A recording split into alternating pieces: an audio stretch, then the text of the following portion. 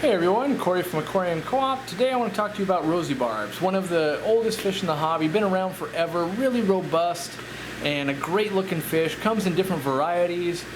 Today we're going to focus on the longfin variety, and they are these rosy fish that look barb-like. They got the long fins. The ones with the color are all the males.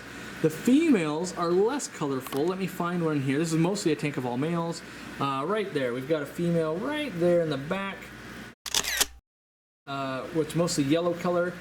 And you know what's cool about these guys? They can go in unheated aquariums. They thrive in unheated temperatures, in fact. And some people can keep them outside year-round if you have a warmer climate.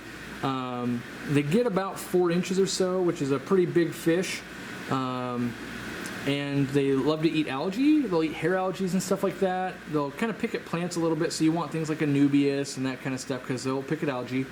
And they'll eat almost anything, which is great. Frozens, dry foods, almost anything. They're a little bit boisterous, and so I've got them in here with danios and that type of stuff. I wouldn't want to put them with like guppies, for instance, other long-finned fish.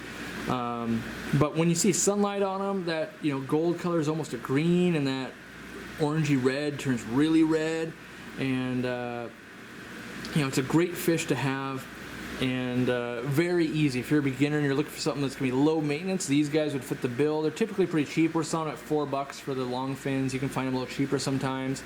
They should be available in Petco's and PetSmarts and that type of thing. Not a rare fish at all, but I think it gets overlooked.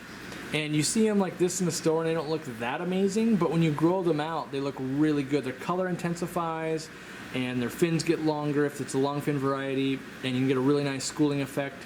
You usually want more females than males, or at least a 1-to-1 ratio long term. And so here's a long fin female, by the way, right there. So if you have a group of like 7 or 8 of them, you might want 3 or 4 females in there. And that'll keep the males busy and not just fighting the whole time.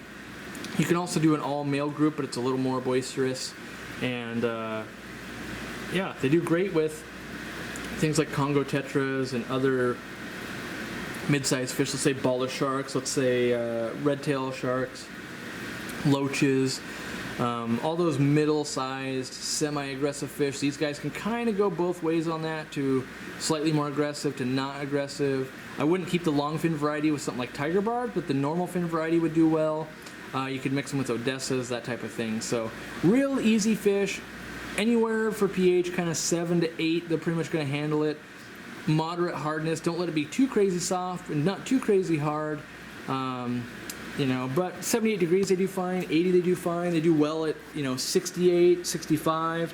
They're kind of just a great fish to have around in your arsenal of stuff you want to keep. If you're doing a tank at, like, let's say a school where they're not going to heat it during the night and that kind of stuff, these might make a great addition. Maybe you got a whiskey barrel pond outside for the summer. Maybe you've got some other plans. There's an unheated tank in a basement.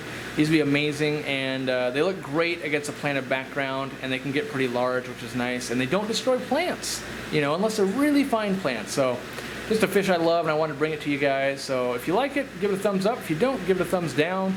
If you're first time watching, go ahead and hit the subscribe button. We're bringing out videos 4 or 5 times a week, all different types of content, not all just this kind of stuff. And thanks for watching. We'll see you in the next one.